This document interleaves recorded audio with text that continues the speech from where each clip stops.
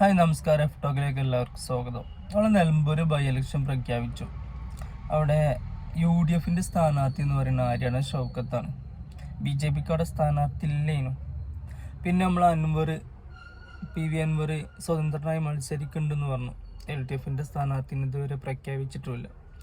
എന്താണെങ്കിലും ആര്യാടൻ ഷൗക്കത്ത് ആയതുകൊണ്ട് തന്നെ UDF വളരെയധികം വിജയസാധ്യത കുറവാണ്. കുറേ ആൾക്കാർ പോസ്റ്റ് കണ്ടു നിലമ്പൂർ തിരിച്ചു പിടിക്കാൻ ആര്യാടൻ ഷൗക്കത്ത് എന്നുള്ളത്.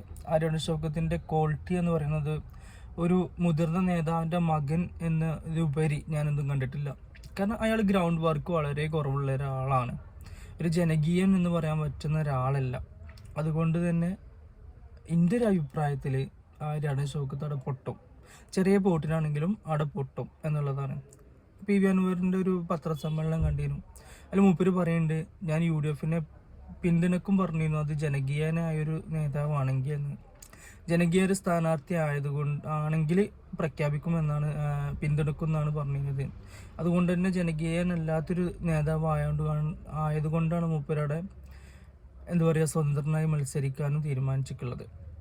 അപ്പോൾ ജനകീയനയല്ല. അത് ഇതിൻ്റെ മുമ്പ് തന്നെ നമ്മൾ PV അൻവർ ഫസ്റ്റ് MLA ആവുന്ന സമയത്ത് തന്നെ അയാൾ ജനകീയനല്ലാത്തതുകൊണ്ട് കിട്ടിയതാണ്. വാപ്പാൻ്റെ ഒരു അഡ്രസ്സിൽ മത്സരിച്ചു എന്നല്ലാതെ ജനകീയനാണെങ്കിൽ അയാൾക്ക് അന്നേ ജയിക്കായിരുന്നു. ഇപ്പോഴത്തെ കുറേ രാഷ്ട്രീയ മാറ്റങ്ങൾ ഉണ്ടെങ്കിലും നിലമ്പൂരിനെ അപേക്ഷിച്ച് അയാളായതുകൊണ്ട് വിജയസാധ്യത വളരെ കുറവാണ്.